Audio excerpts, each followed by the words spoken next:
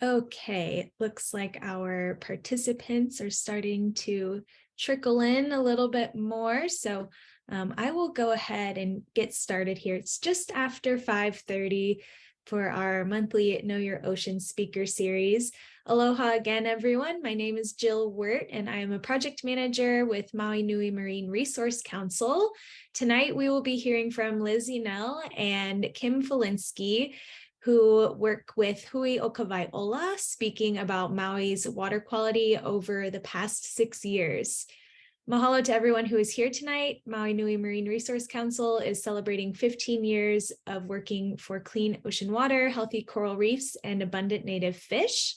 Tonight's presentation is part of Maui Nui Marine Resource Council's monthly Know Your Ocean speaker series, usually held on the first Wednesday of each month at 5:30 p.m. via Zoom.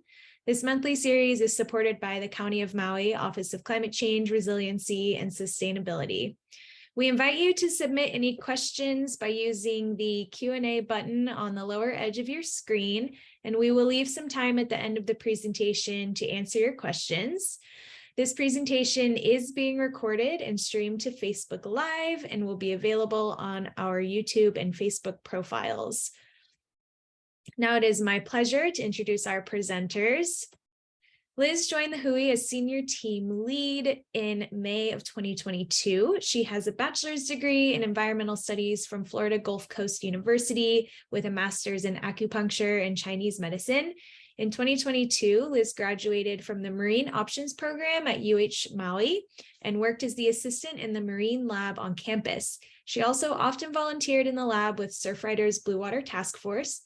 As senior team lead for Hui o Kawaiʻola, she's primarily responsible for coordinating various aspects of the program, including field, lab, and logistical support, coordinating fellow team leads, and managing the volunteer program.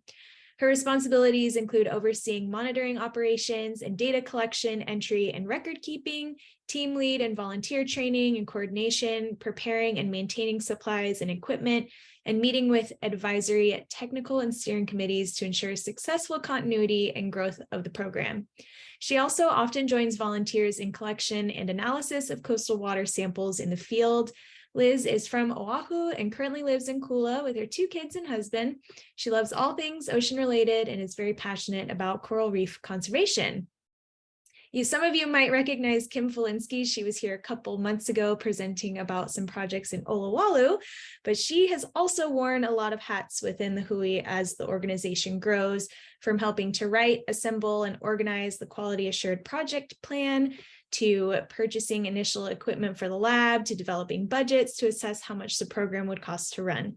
She continues to develop the quality assurance process with help from the Hui and the State Department of Health, works directly with S-Labs on data methods and procedures, enters and checks data from volunteers, and analyzes data for reporting and publishing. In other words, she likes data and is working on strategies that makes data processing easier for everyone. She helps to design and teach volunteer training courseworks to promote the Hui's work, and hopes that the Hui model will help other communities. Mahalo, Liz and Kim, for being here. I'll let you take it from here.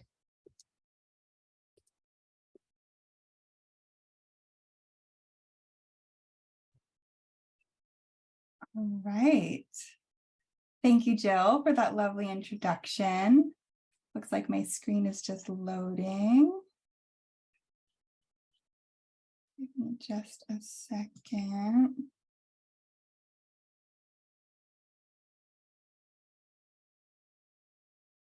I just need to pull this up.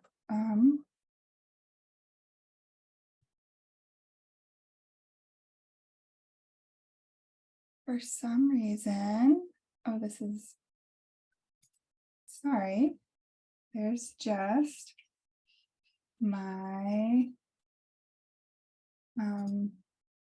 Google Slides disappeared, but I'm going to pull it right up because I know right where it is. Sorry about that. That's okay. I think we all are in the mode of having a million tabs open all at once.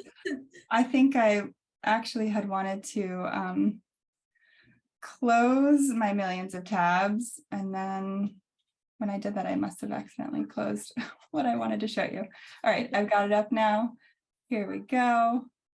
Awesome. It should load. Okay. So I think you can see what I've got going on now. Yes. Is that good? Okay. Sorry about that hiccup. Thank you, Jill. Aloha kako. Hello, everyone. Thank you for joining us tonight. I'm so excited to have you here. So my name is Liz Yannell, and I'm going to be speaking with you tonight about our leeward coastal water quality and the data that the WHOI has collected over the past 6 years.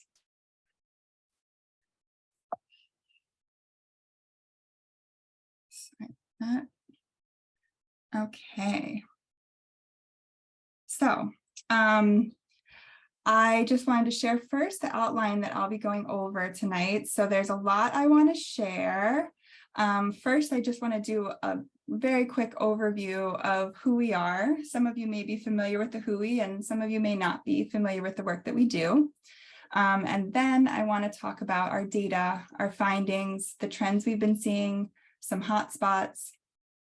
And then I'd like to talk about both West Maui and South Maui, doing a deep dive into both sides that we sample, and talk about highlighting some spots that we're seeing a lot of issues, and also highlight some areas that we are seeing very few issues, lots of clean, beautiful waters. Then I want to talk about our Brownwater Watch project. It feels very relevant after all that rain we had over the weekend and the past few months. And then I also want to share what we do with our data and how we try to turn it into action. And lastly, ways that you can help and answer some questions. So, jumping in, coral reefs, they're the best. They are culturally, economically, and ecologically vital to the livelihood of the people of Maui and to all of the islands of Hawaii. The Kumulipo, or the Hawaiian creation chant, tells us that the koa, the coral polyp, was the first organism created and is the base of every life form on Earth. And coral reef ecosystems serve as the foundation for complex food webs and support an incredible diversity of algae, invertebrates, fish, apex predators, which in turn helps to provide food for millions of people around the world. Coral reefs also generate billions of dollars annually through fisheries, tourism, and recreation. They also help to protect coastlines by providing a buffer against storms, waves, and floods. And with the group we have here, I doubt it's news to any of you that coral reefs are threatened, and that is why our work is so important. And while it's difficult to directly address really big issues, global stressors like climate change, and try to reduce those impacts, it is possible to focus on local and more controllable stressors, such as those impacting coastal water quality. Our coral reefs, they're just so fragile and susceptible to even the slightest changes in ocean parameters. So measuring coastal water quality helps us to understand the dynamics of an area so that we can better protect a reef from harm and improve their resiliency against other stressors. So who we are. Hui Okawaiola is a coalition made up of different partners that care about the quality of our ocean water. These partners include Maui Nui Marine Resource Council, also the Nature Conservancy of Hawaii, and the Maui Nui Ridge to Reef Initiative. And our work brings our local community together into cutting-edge science with the priority of coastal water quality. So we're the first citizen science-based water quality monitoring program of its kind in Hawaii. And what sets our group apart is our QAP, our Quality Assurance Project Plan. And once that was established and approved by the DOH in 2016, the Department of Health in 2016, the WHOI was officially created and established. And yeah, that Quality Assurance Project Plan it's pretty awesome. It's a 114-page document that details all the ways that we ensure our data is consistent and accurate. So since 2016, we've had over 50 amazing and well-trained volunteers join our program and help us collect data. Last year alone, in 2022, we had 24 volunteers that tested ocean water quality every 3 weeks in 29 of our sites, from West Maui all the way to South Maui. And so altogether, that was 493 water samples just last year. And that's a picture of our team in Wailea with our mobile lab in the back of one of their vehicles, getting some of the physical parameters from a sample.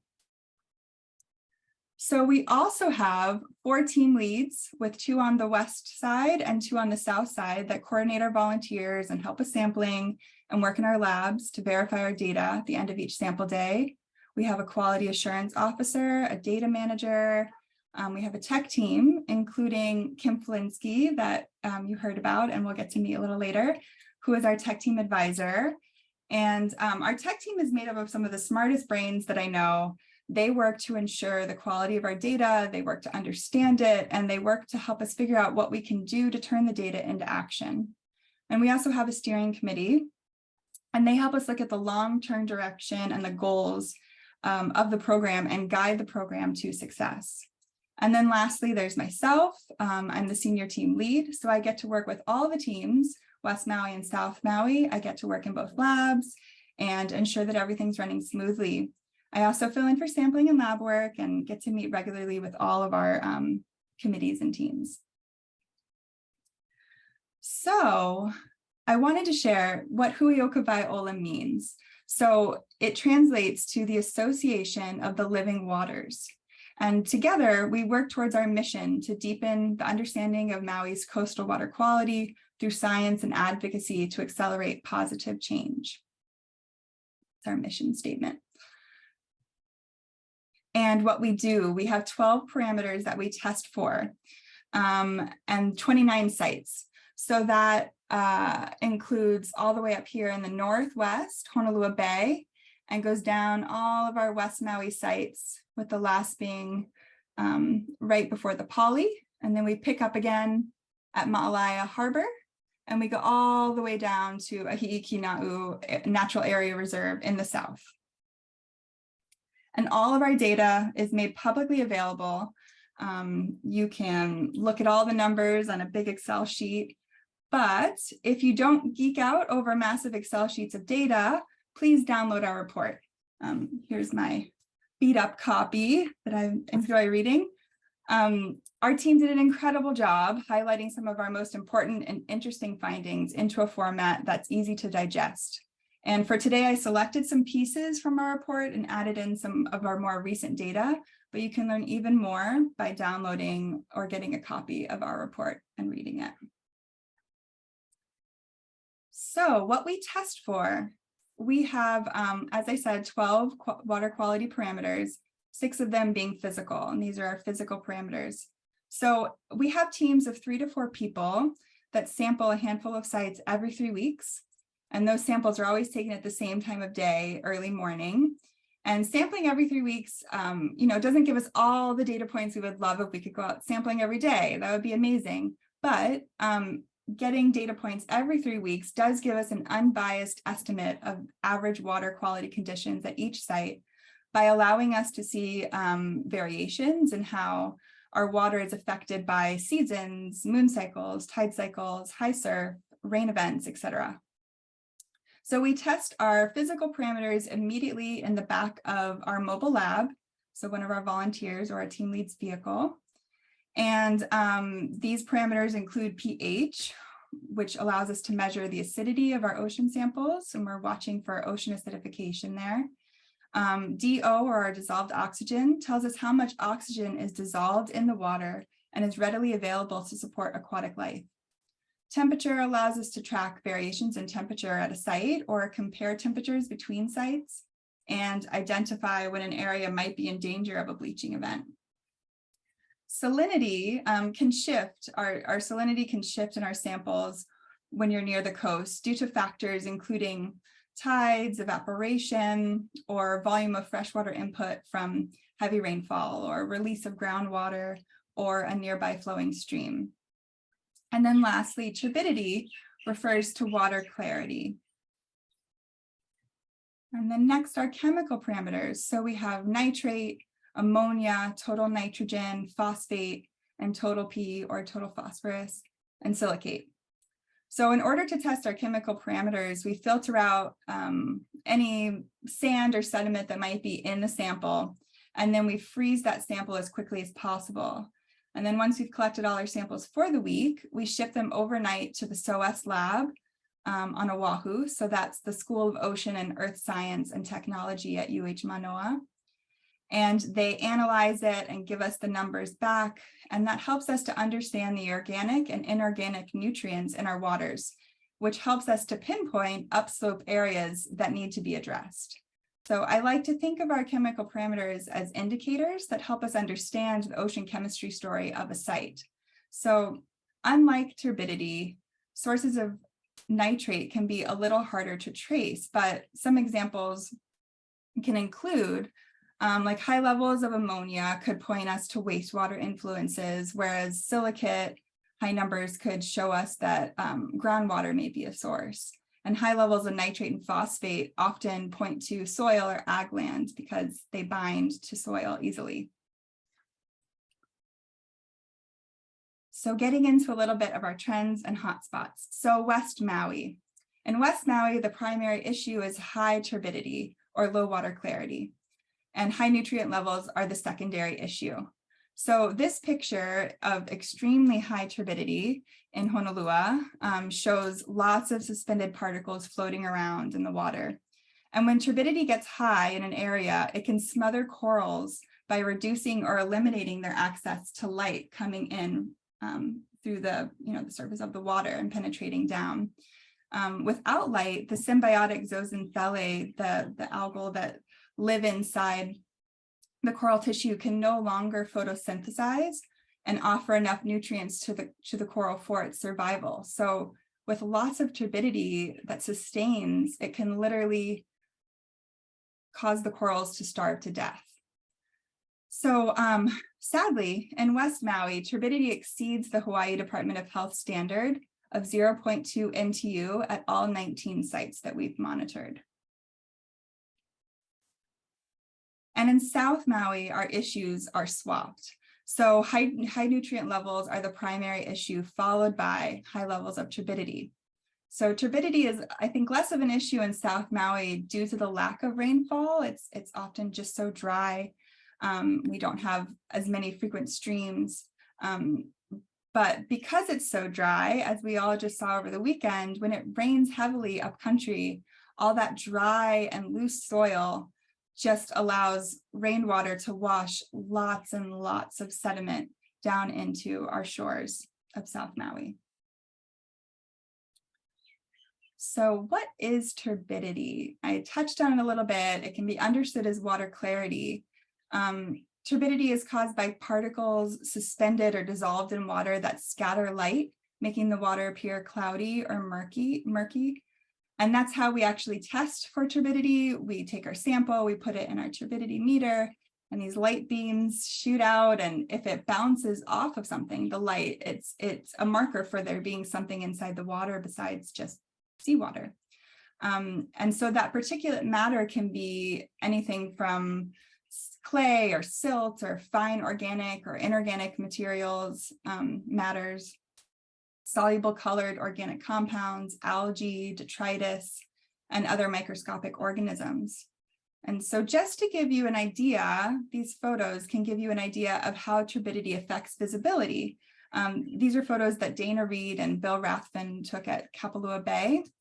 So on the right, you can see what it looks like if you were snorkeling with your friend at 0.31 NTU. Nephelometric turbidity units, that's our measurement of turbidity. And then you can see on the left, just above 1 NTU, how much more difficult it can be to see your friend snorkeling. So as you'll see some of our numbers later, just imagine if that's what it's like to snorkel with your friend at 1 NTU. When you're getting up to higher numbers like 5, 10, I mean, it's just not necessarily a safe idea to be out snorkeling if you can't see your friend while you're in the water. And when we find high turbidity or brown water events like this, it often indicates that there are issues upcountry or upslope Mauka to that beach, including things like grading or clearing of land.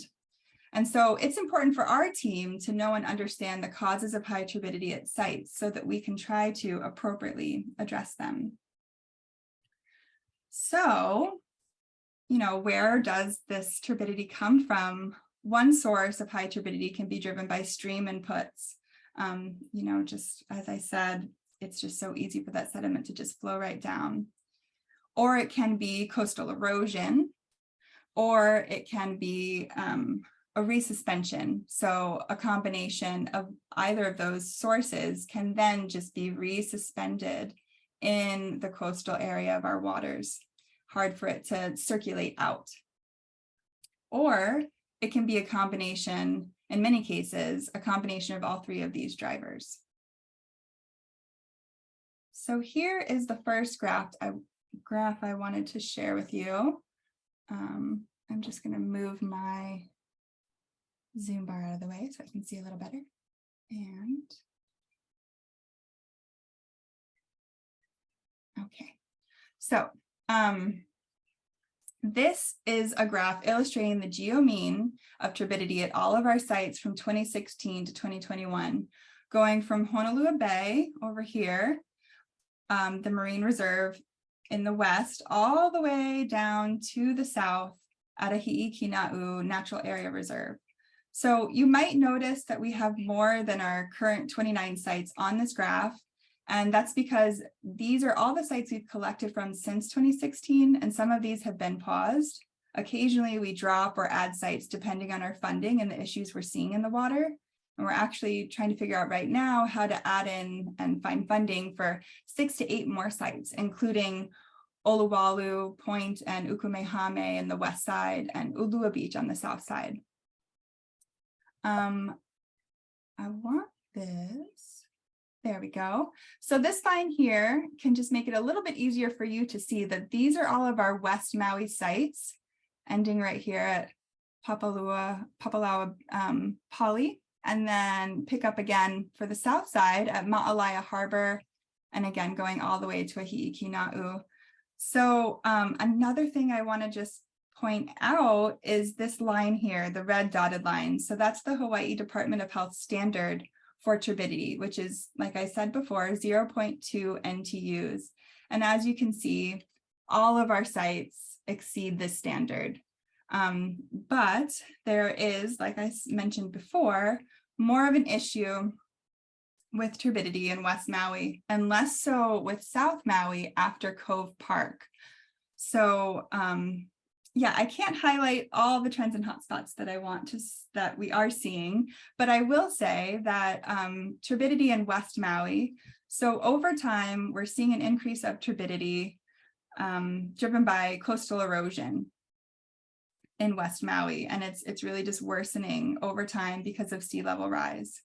And I wanted to point out Pohaku is our beach that has the most turbidity driven by coastal erosion, and I'm going to talk about that site a little later. And I also thought I would point out Honolua, Oneloa, and Kapalua Bays. Those are all ones that I will talk about when I deep dive into West Maui. And then for South Maui, we have moderately high turbidity from Ma'alaia Harbor all the way to, basically South Kihei. And it's much lower, our turbidity, once you get into the Wailea McKenna area. However, we're still exceeding DOH standards at that point. And I thought I'd also point out this one right here, Waipuilani Park. So that is our site with our highest level of turbidity. It's 2 times higher than any other South Maui site. But I'm not going to deep dive there. I wanted to point out some other places, including Cove Park, I'll talk about. I'm also going to talk about Kealia Pond, and I'm going to talk about Kalepo-Lepo. Where is that? There we go, Kalepo-Lepo. So, all of these big spikes are big concerns, and these are the reasons why we continue to sample. So nutrients, to talk about nutrients a little bit. So, nutrients include nitrates and phosphate and are the primary water quality issue in South Maui, and then are the secondary issue to turbidity in West Maui. So elevated nutrients from human activities such as nitrate and nitrites can enter our nearshore waters through submarine groundwater discharge or stream and storm runoff. And the two major sources of anthropogenic nutrients are agricultural practices or wastewater. And similar to turbidity, there are many cases in which signatures of both agricultural and wastewater-derived nitrogen are present at our sites. And so when nutrients are in excess, they encourage an overgrowth of algae in the ocean and can disrupt the chemical balance and overall health of the coral reef ecosystem, because corals really thrive in areas with low nutrient input and low turbidity. They like really clean water with some good movement. And so high nutrient levels increase coral disease and weaken the coral reef structure itself as it grows. So this photo on the left is of a hookweed bloom, algae bloom, washing up on the shore of Kuau Bay. So it bloomed in the water and washed up onto shore, that much of it. And it's quite an aggressive and invasive species. And on the right, you can see turf algae, which is just taking over the coral reef structure and just smothering it out, not leaving it much more space to grow. So here's our big, beautiful graph about nutrients. This is our nitrate, nitrite, and nitrogen. So this is the geometric mean of all of our sites. And I'm going to point out here our Hawaii Department of Health standard, which is 1.5 micrograms of nutrients per liter. And so you can see there are many sites that really go above that threshold. So nitrates in West Maui far exceed the DOH standards at Kapalua, Ka'opala, Napili, Pohaku, and Hanaka'o'o. And then the nitrates in South Maui are high from Ma'alaya Harbor all the way to South Kihei. And I'd like to point out Cove Park really stands out. It has nutrient levels 2 times higher. The nitrates are 2 times higher than any other Leeward Maui site. And I'm going to go down and show you. So what's interesting, I'm going to go back just a second. When you look at the big graph here and you see the line that designates West Maui, South Maui, it's easy to look at that and think, oh, these nutrients really aren't an issue in West Maui. And it kind of feels that way when you're looking at this big graph and comparing it to South Maui. But when we do a zoom in for our West Maui sites, you can see the story of legacy agriculture of old pineapple and sugarcane fields that have now are within the groundwater of West Maui. And there's also some potential wastewater issues. So yeah, this scale is not as high as it was in the last graph showing, South Maui as well. But when you compare West Maui to South Maui, you can see how the issues in South Maui with more recent agriculture and injection wells are bringing nitrates to such a higher level. And yeah, I'm gonna, like I said, deep dive a little bit more. I'm gonna point out here just Pohaku. I'm gonna point out Oneloa, Honolua.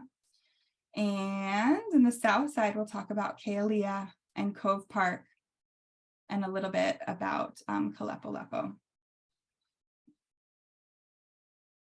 So welcome to Pohaku, also known as S-turns in West Maui. So Pohaku has the highest levels of turbidity and nitrates in all of the West Maui sites that we sample. And as we brace ourselves for sea level rise, coastal erosion is just becoming a bigger issue overall. So Pohaku is the beginning of the beach cell being considered for beach renourishment. And this continues through all of Kahana because we're seeing this area of West Maui so greatly impacted by coastal erosion.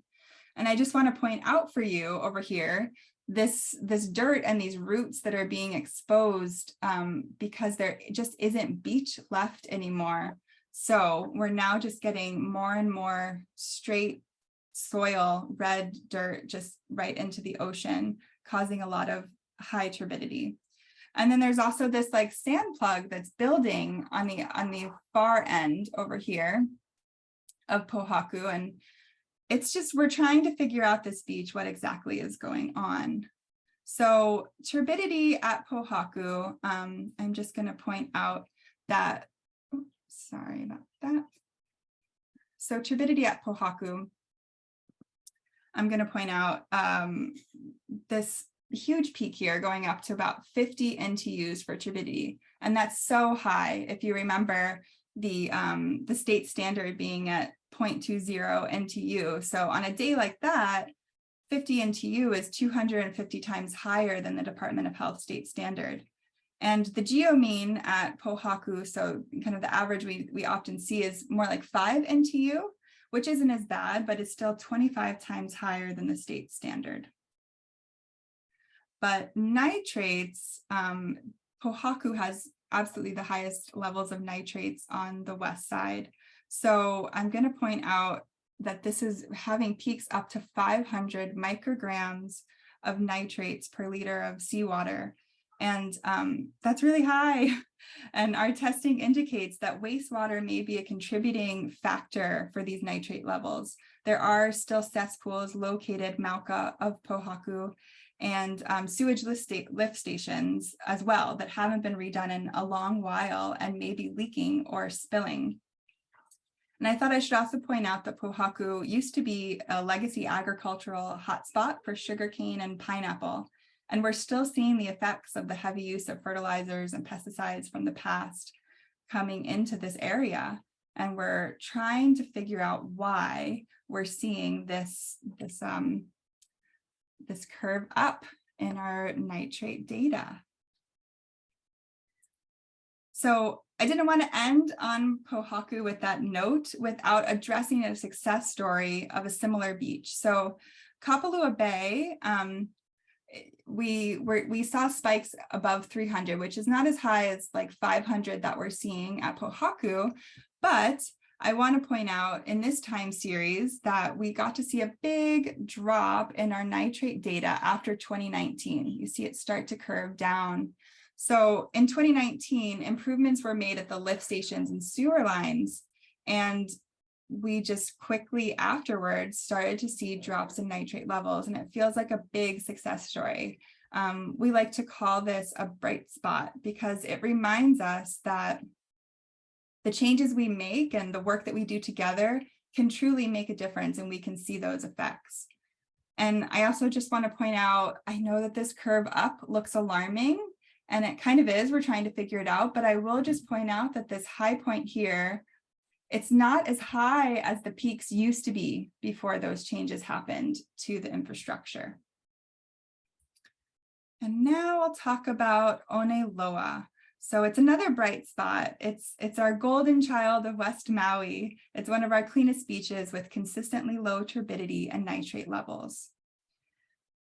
And I will just point out before I move on, our volunteers are down there collecting samples in that beautiful clean water down there.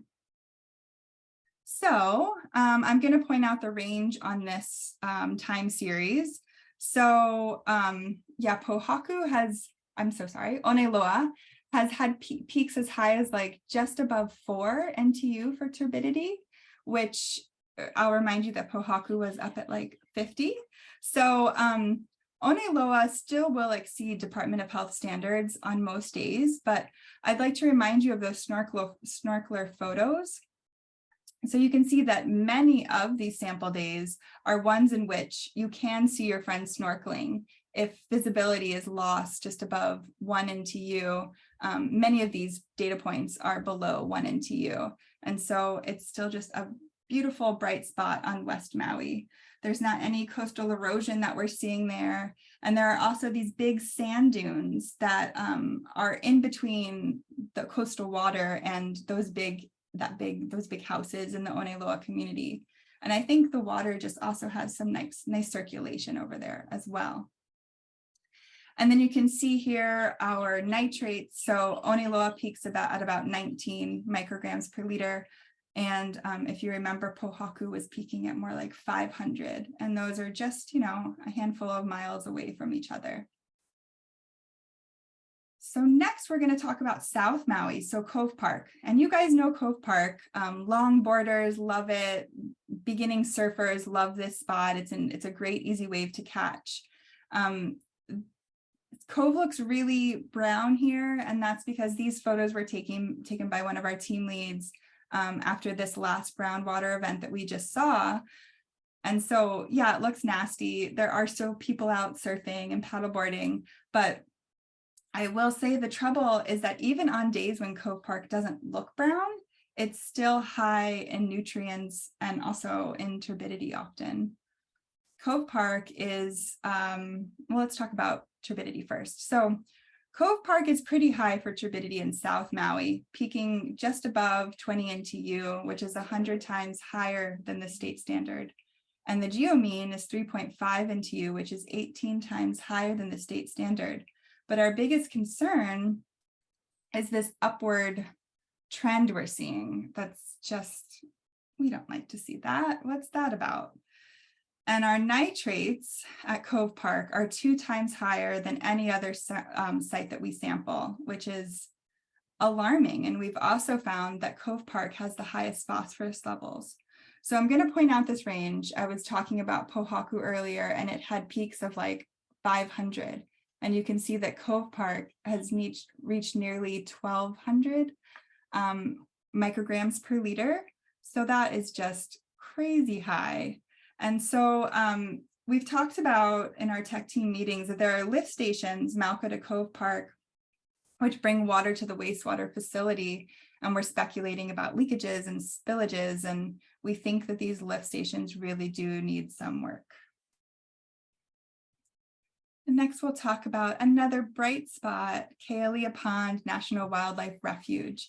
So it's our golden child of South Maui. The Kealia Pond is a 691 acre of National Wildlife Refuge wetlands, protected wetlands. And these functioning wetlands like Kealia offer a really wonderful buffer for our ocean waters. So they filter and absorb nitrates and sediments from freshwater flows into the ocean. And even in places like South Maui, where nitrates are abundant, we find that Kealia is often really low in nitrates. So these functioning wetlands can also absorb storm surge and runoff. And this bright spot that was saved as a national refuge reminds us of how this work that we can do to save areas, these natural wetlands, can really make a difference. And in my deepest dreams, we would restore so many of the areas that were once wetlands around our islands. So turbidity, once again, it's very low at Kealia relatively. We have seen some spikes, but for the most part, it just stays low and often is right around that state standard. And nitrates, again, we've had some peaks, but the geomean remains much lower. And I'll remind you that, you know, most of these data points are really, really low. And this peak is at like 100, whereas the peaks at Cove Park were nearly 1,200. So it's a big difference when they're just a few miles apart. And now talking about our brown water watch. So Honolua Bay, I wanted to share some photos. So we did get some photos and data, not from this most recent brown water event that we just had, but from the storm we had in December 18th, 2022, all of the flooding all around the island. And it was particularly bad in South Maui. We also saw the effects in West Maui. So 2 days after the storm, Honolua, we went out and sampled. It was just coincided with one of our sample days. And Honolua had a turbidity of 40.5 NTU, which is really high. And 3 weeks after the storm, it was still at 13.27 NTU. So that's just an example of how it can take a long time for sediment to move away from our coast, move away from our corals.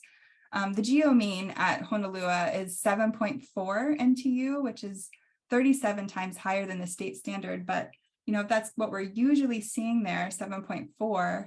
And then, you know, after a storm, it's at 40. And then 3 weeks later, it's still at 13.27. It just goes to show what these brown water events do to our waters. So here's a quick time series of Honolua.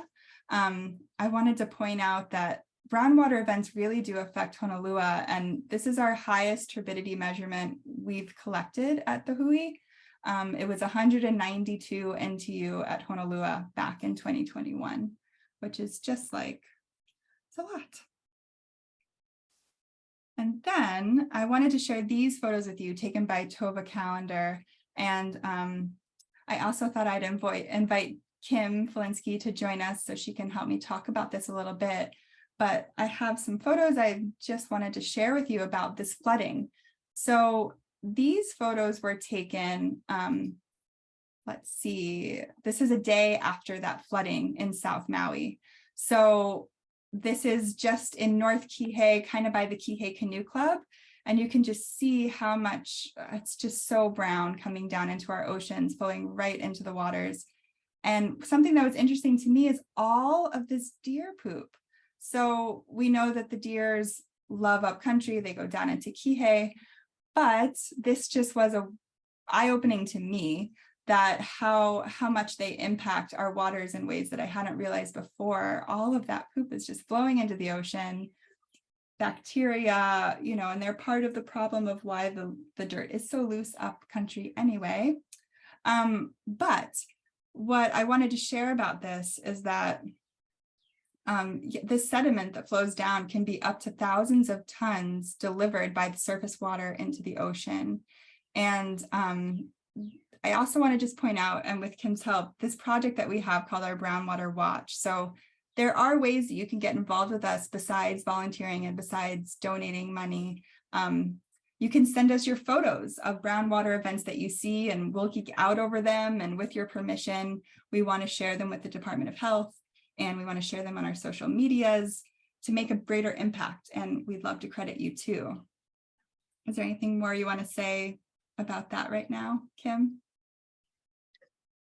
Thanks, Liz. I guess what I want to say is, so I think probably some of you have been listening to these, our updates for a bunch of years now, and we really thank your support as we've gone and we started sampling and really got into the place where Liz was able to present the data set that she just did.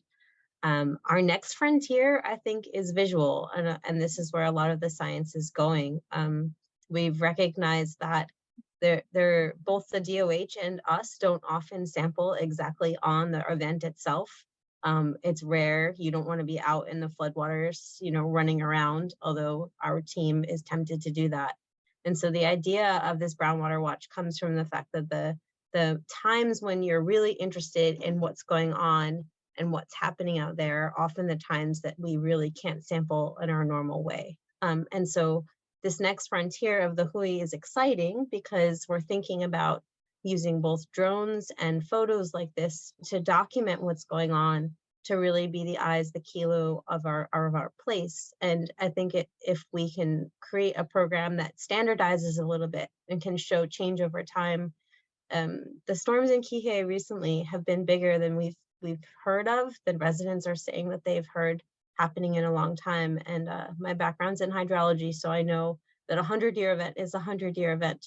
But these days, the 100-year event seems to be coming more often, and the data is suggesting that it might. And so in that case, with the addition of problems upland like the deer that have exploded in the last couple of years, everybody's eyes in these photos become the way we can really see where the water's going, how dirty it is, and what we can do. So the 3 photos on your screen aren't drone photos, but my favorite is drone photos for seeing the extent of the plumes, the direction of the plumes, and what we're looking to do. So if you have a drone and you're interested in contributing to this, in addition to taking photos of stormwater ditches, which are our favorite, oh, that's a good one. I like this one. Look how well the fish pond is holding things together. If you have a drone and are willing to kind of think about being a part of this, we'd love to continue to build a repertoire of people who can fly for us and take photos, not only just to kind of document what happened on specific dates and specific storms, but also to there are cases where the photos themselves are just as good evidence. So we've built this program on the idea that if you follow regulatory principles and you have a CLAP and you work directly with the Department of Health, we can start to call places impaired, right? But as you saw from our data, 100% of our sites are impaired in West Maui right now. So the next step past that is enforcement and trying to understand where things are coming from. In a lot of cases, it's non-point sources, but in some cases, we can really start to dig through the photos to figure out what's going on place by place by place, which is really where we hope all of this to go. We hope for it to be continuing to go towards advocacy, not just data collection. And the more we can stand on our methods, including having the further drone flyers, my goal would be to standardize the height, standardize the direction of flight, standardize some of the basic parameters like time of day, so we can get shots that are repetitive year over year. So that's the kind of program we're looking to do, which is to get to that point where we can now start to build a repository of how things are changing over time, with the intent not just to document, but then to figure out what we need to do, whether it's protecting our wetlands and really instigating that more, upgrading our wastewater systems, or really calling for a large-scale land management on our former pineapple lands.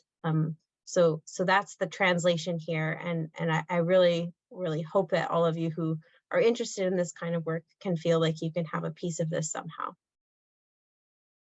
Thank you, Kim. Yeah.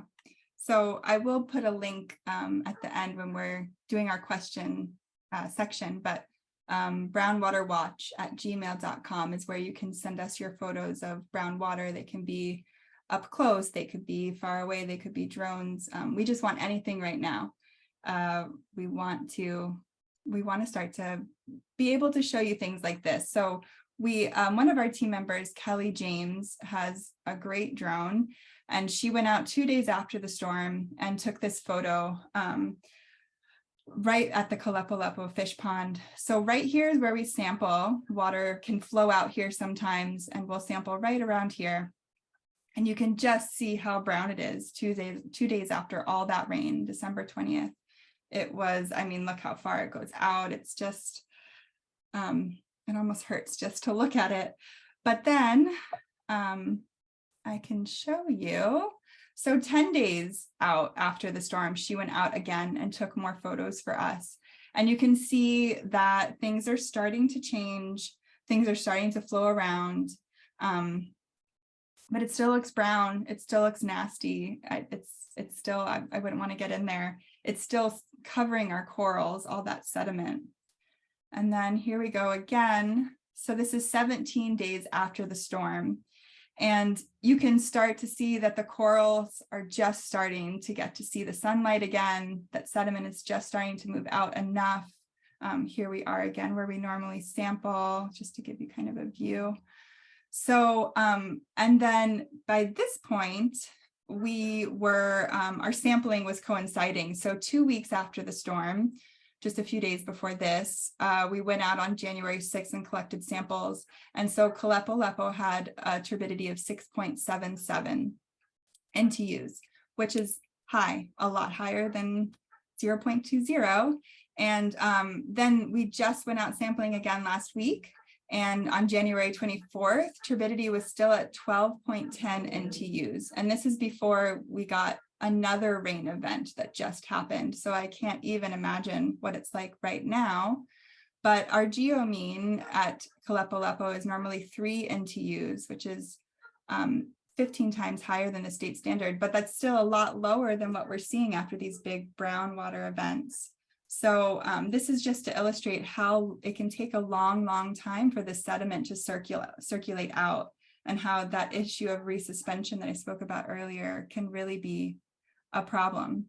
And just the biggest bottom line is, if the water's brown, stay in town. It's just not worth getting in. There's sharks, you can't see huge pieces of kiave, logs, whatever, just to watch out and be more careful. So we're wrapping up here. I just wanted to talk a little bit about how we turn our data into action. So capturing continuous monitoring allows us to capture trends. As we're approaching our 95th sample session in South Maui and 120th sample session in West Maui, we're now in the stage of moving beyond just establishing a water quality baseline at our sites. And with this baseline of data, we can watch for changes, we can ask big questions, and we can use it to continue working with our partners to identify actionable solutions at scale. So our partners at West Maui Ridge, Maui Nui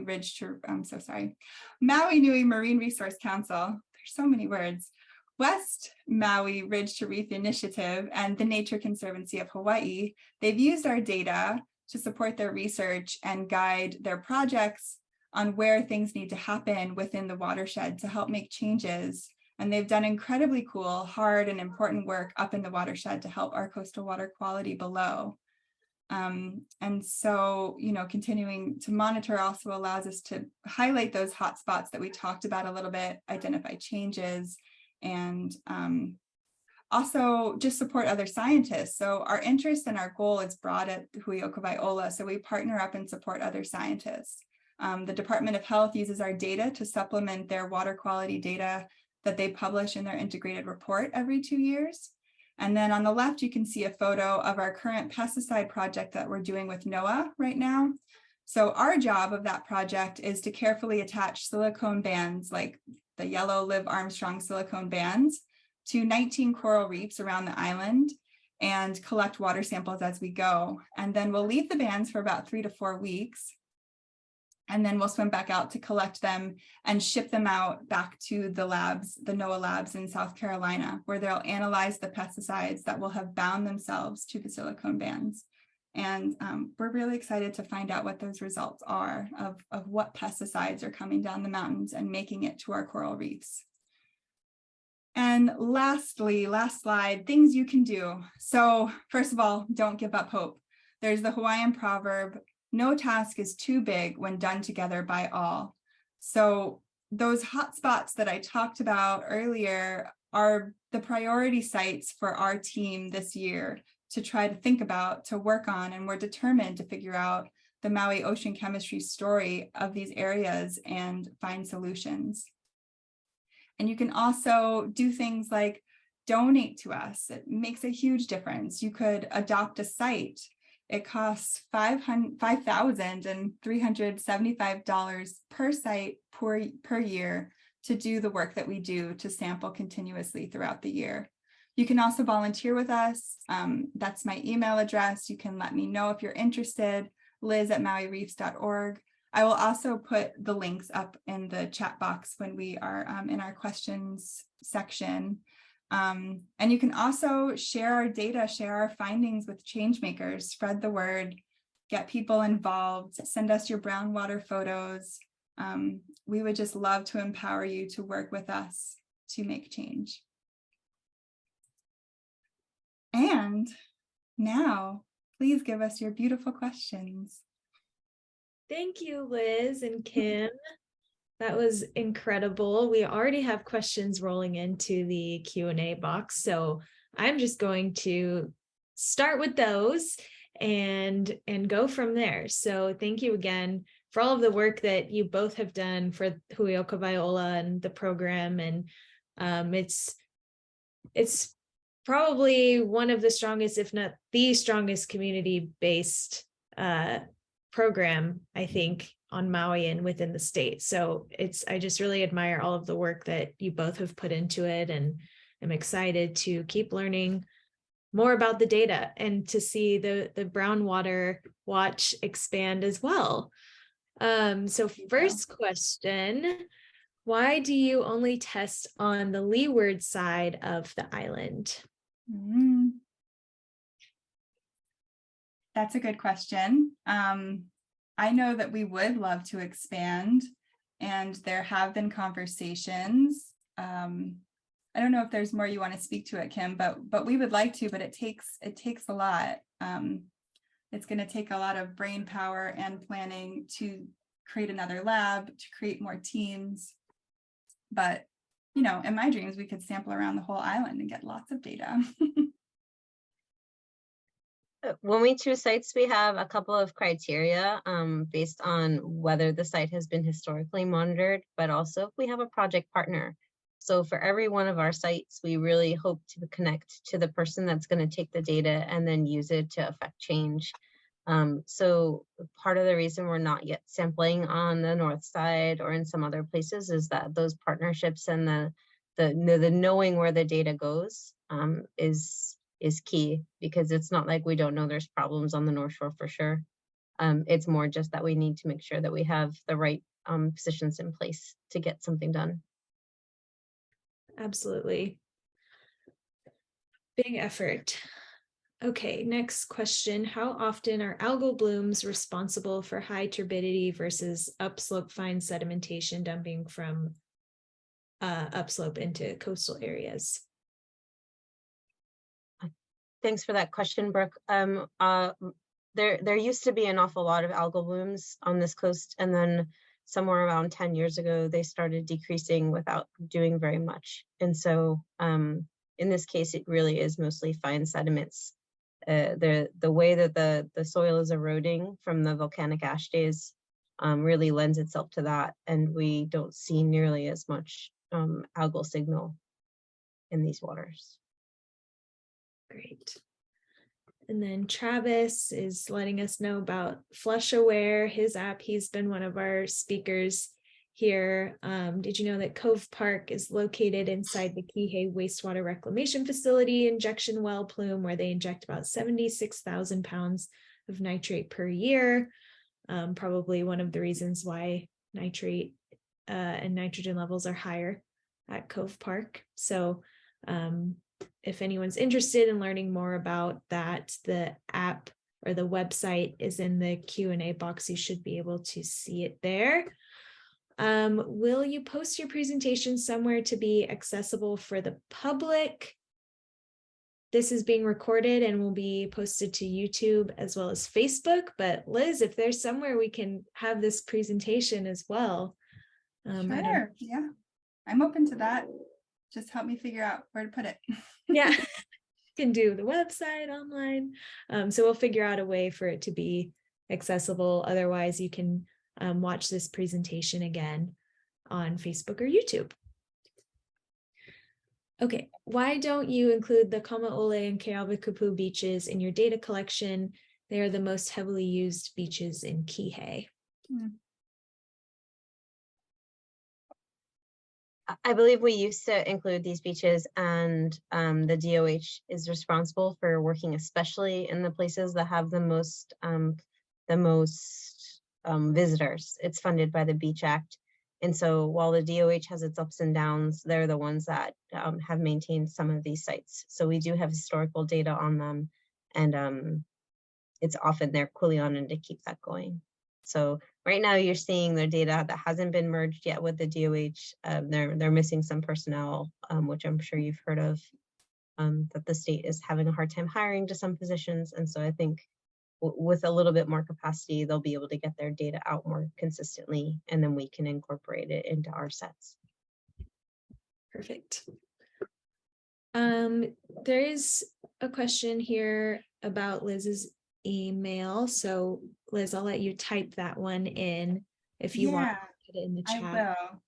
I didn't want to change my screen, but I will open the chat and put in a few things as you keep talking. Okay, great.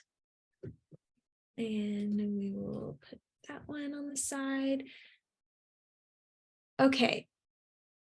There's a few more questions here in the box, so we'll go a little over time tonight, but not too much, as I know it's been a long day for a lot of people here. Where the county has built retention basins, what county department is responsible for maintaining them, to monitor for and remove accumulated sediment to ensure that the basins stay functional? Who do you report to when it's suspected that a basin needs maintenance? Great question.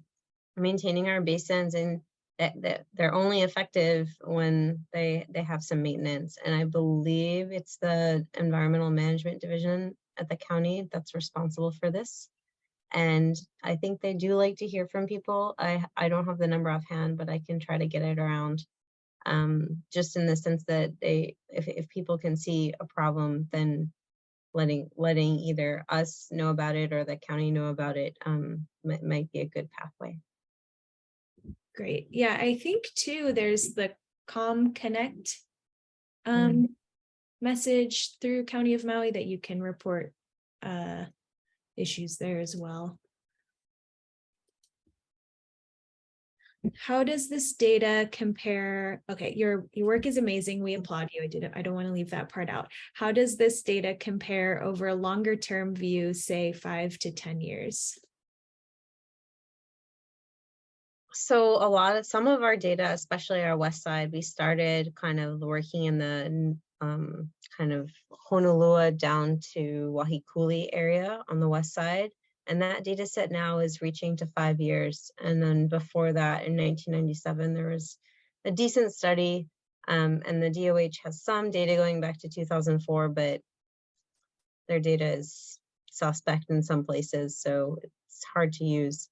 But the answer is, over time, we've expected, when you look at the real long view, and I know this question got dismissed by Mr. Chang into the dismissal because you said it wasn't valid, but while our data set only lasts 5 years, anecdotally, and some of the oldest data that are usually just academic studies say values used to be a whole lot higher during sugar and pineapple days.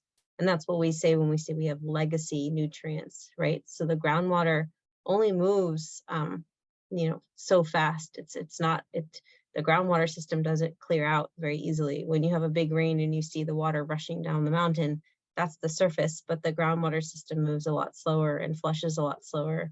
So it can take anywhere from 10 to 100 years, we're seeing, probably somewhere in between those two numbers, for that flushing to happen.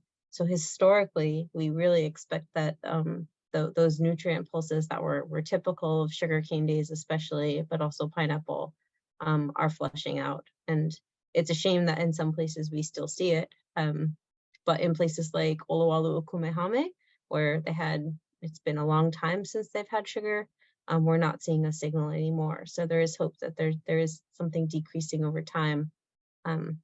The urbanization right now on top of that might be changing things. So sorry, that's a complicated answer, but at least for some of my early work, I was looking at it. Our data set only says 5 years.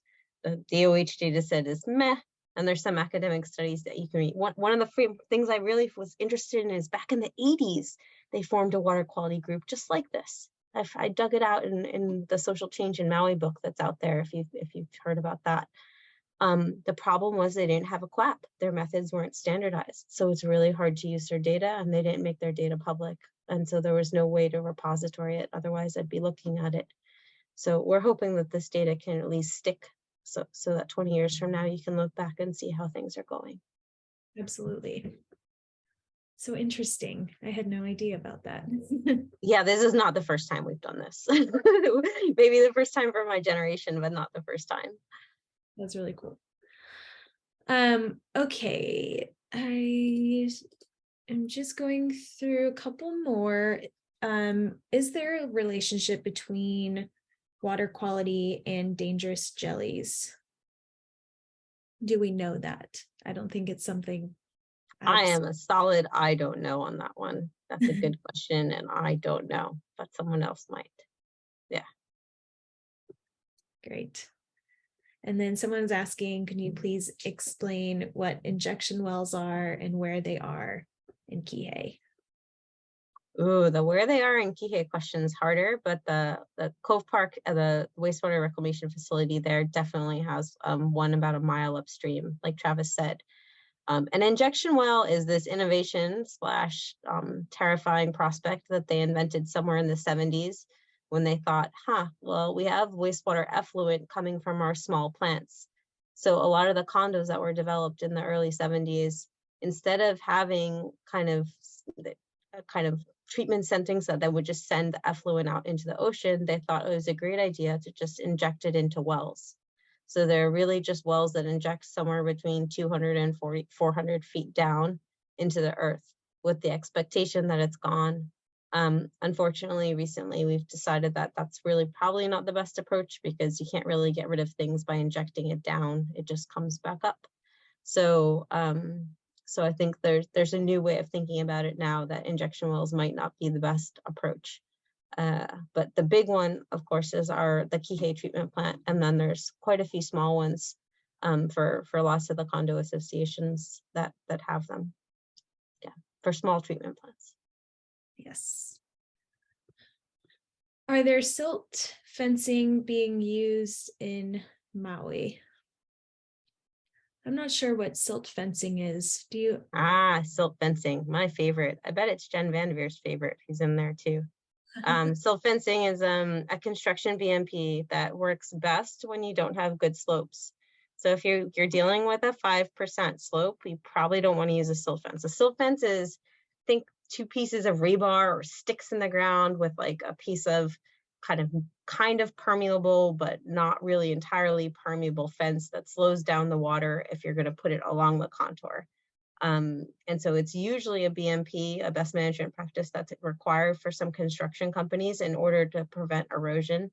And so it works, but if you have big slopes, like you're still going to get water that sneaks under them. And the biggest issue with a silt fence is usually the only way to have sediment fall out of the water is to slow it down, i.e. create flooding. And so if you want to artificially create flooding, that's great. That's how you're going to slow your water down. Unfortunately, nobody usually wants to create artificial flooding that's required, like to hold the water. You need to hold the water to get it to settle. And a silt fence isn't really great at holding the water. It might slow it down, but it's not great at that. So a silt fence might work if you have a very low slope, 1 to 2 slope, but as soon as you get to a lot of Maui slopes, it doesn't work so great. That's interesting. I learned something new tonight too. Okay, I'm going to let both of you type any remaining questions that come into the Q&A and wrap up here. But thank you both again so much for sharing your expertise and for just doing all of the great work that you do. I always love hearing about it and being a part of it too. So look forward to more data as it continues to get collected in the Brown Water Watch program. So thank you both again. And thank you to everyone else who was here tonight and taking time out of your Wednesday to support us. Again, it means a lot to have you all here and stay engaged in the work that Maui Nui Marine Resource Council is doing, that Hui Oka Viola is doing, as well as all of our partners. So we couldn't do it without all of the support from you all here tonight. Well, with that, our next Know Your Ocean speaker series will take place on Wednesday, March 1st at 5:30 p.m. via Zoom, where we will hear from environmental engineer Abby Haneke, who will be discussing stormwater in Maui County and how to mitigate stormwater pollution, which, as we heard tonight, all of this stormwater talk is very relevant after all of our recent storms. To sign up for this talk and to learn about future presentations, please sign up for a free subscription to our monthly e-newsletter, Reef and Brief at mauireefs.org. If you've enjoyed learning about our coastal water quality monitoring program, there are ways for you to get involved. Hui Oka Viola is always seeking dedicated volunteers to help sample every 3 weeks in West and South Maui across 29 locations. Again, to learn more about getting involved in this community-run program, visit huiokaviola.com, or you can email Liz at mauireefs.org. Have you heard about our Aqualink buoys? Last year, MNMRC staff members deployed 3 buoys pictured here on the left, just offshore of Kalama Park, Olowalu, and Ma'alaya. The buoys transmit live data about water temperature, wind, and wave action, and you can view all of the data from Maui and other buoys around the world in real time at aqualink.org/map. When you donate to Maui Nui Marine Resource Council, you'll be supporting projects such as our oyster bioremediation project to improve ocean water quality in Ma'alaya. The oysters in Ma'alaya Bay are still working really hard to filter sediment out of the water column, and we look forward to sharing that data as we continue checking on them every other week. If you've missed some or all of tonight's presentation, you'll be able to view it on Facebook Live, on our Maui Nui Marine Resource Council Facebook page. It will also be posted on our YouTube channel at Maui Reefs, as well as past presentations. Please follow us on social media as well for any updates and news. And again, you can sign up for our e-newsletter, Reef and Brief. And last but not least, we want to thank our sponsors and supporters who are making our work possible. And we also wish to thank individual donors like you. Mahalo for making a difference, and mahalo for joining us. Have a wonderful rest of your evening and a wonderful month of February. We'll see you all in March. Aloha.